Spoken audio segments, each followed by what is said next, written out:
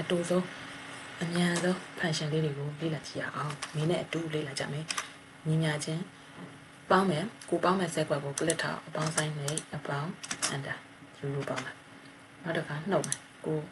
နှုတ်ချင်တဲ့ဆက်ကွက်ကိုအရင်ဆုံးသွားထား B column row 2မှာရှိလို့ B2 အနှုတ် C2 enter ဒီတစ်ခါ multiply မြောက်ချင်ရင်လည်းကိုမြောက်မယ်ဆက်ကွက်ကိုထား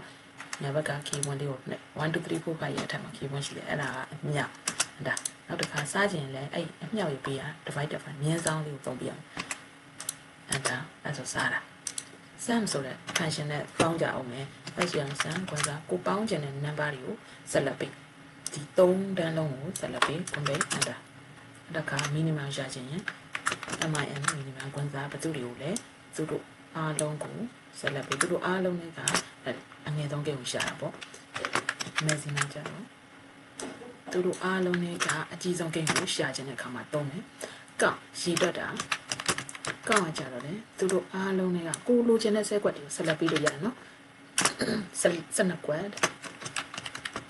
ကောက်ပြီးရကြတော့စာသားတွေရိုက်ထည့်ထားတဲ့အကွက်ဒီပါသူက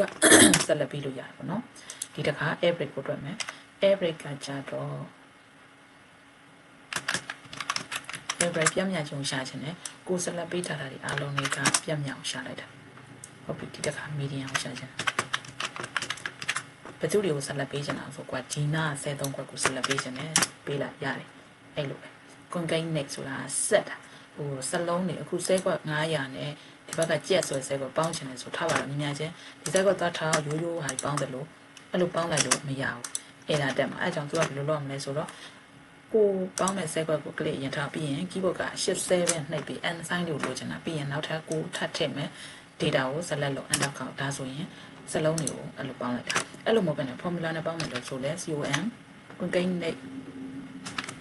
ရိုက်ထည့်လိုက်တာနဲ့တွေ့ရင် double click နှစ်ချက်နှိပ်လိုက်ပြီးမှ number 1သူကြတော့ comma ချလို့ရတယ်ပထမ test 1 comma test 2 complete enter ဒီလိုလေးရတယ်နောက်တစ်ခုက if function ကကြတော့သူကအခြေအနေလေးတွေကိုစစ်ထုတ်တာထားပါတော့ဒီဘက်ကဆက်ကွက်လေးဆက်ကွက်လေးရတဲ့ညီများချင်း900ဆိုတာလေးနဲ့ညီလားလို့မေးလိုက်ရင်ပထမအဆင့်အနေနဲ့သူက logically စစ်လိုက်တာပေါ့နော်ညီတဲ့အတွက် true ထွက်တာဆိုကြပါစို့ညီတဲ့အတွက် true ထွက်တာတကယ်လို့ဒါက600ဖြစ်နေခဲ့ရင်じゃမညီဘူးလေကိုမေးလိုက်တာဆိုတော့ C13 ဆိုတဲ့အကွက်ကလေးက900နဲ့ညီလားလို့မေးလိုက်တာဒီမှာ600ပြောင်းလိုက်တဲ့အတွက်သူက 4 ထွက်တာအဲ့ခါမှာဟို true ဖို့ထွက်ရတဲ့အကြောင်းရင်းကပထမအဆင့် logical test မေးလိုက်တာအဲ့ဒါကမှ if function အုပ်ပြီးတော့ခွင့်လေးစာလိုက် logical test လေးပြီးသွားရင် comma တဲ့ comma ခံပြီး value true နေရာမှာဘာပေါ်စီချင်တာလဲကိုပေါ်စီချင်တဲ့ဟာထည့်ပြီးလို့ရတယ်ဆိုမြတ်ဆန်းပဲပြောလိုက်မယ်ဆိုရင် yes ပေါ်စီချင်တယ်ပေါ့နော်ဟိုတော့မို့ yes ပေါ်စီချင်တယ်တော့မို့ okay တော့try again တော့အဲ့လိုမျိုးကိုပေါ်စီချင်တာပေါ့ value true လို့ပေါ်ခဲ့တဲ့နေရာမှာပေါ်စီချင်တာထည့်မယ် value false လို့ဆိုတဲ့နေရာမှာလည်းပေါ်စီချင်တာထည့်မယ်တော့ဒီကြားထဲမှာတော့ comma ခံပေးရမှာပေါ့နော် no ခေါင်းလေးပဲ enter ဆို false လို့ဖြစ်ခဲ့တဲ့အတွက် no ပေါ်တာ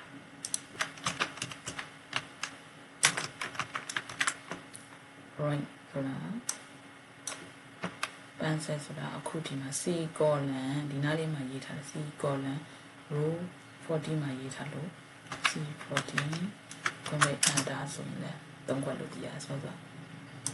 ဒါကွဲနေလို့လေတခါ sample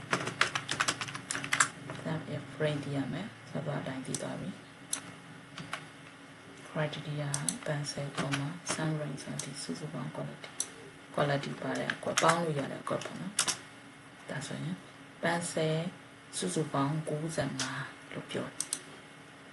တခါဘူးလောက်ကကကြတော့စွဲထုတ်တာလေဒီ table လေးနဲ့ရှင်းပြပေးမယ်လိုချင်တာသူ့လိုချင်တယ်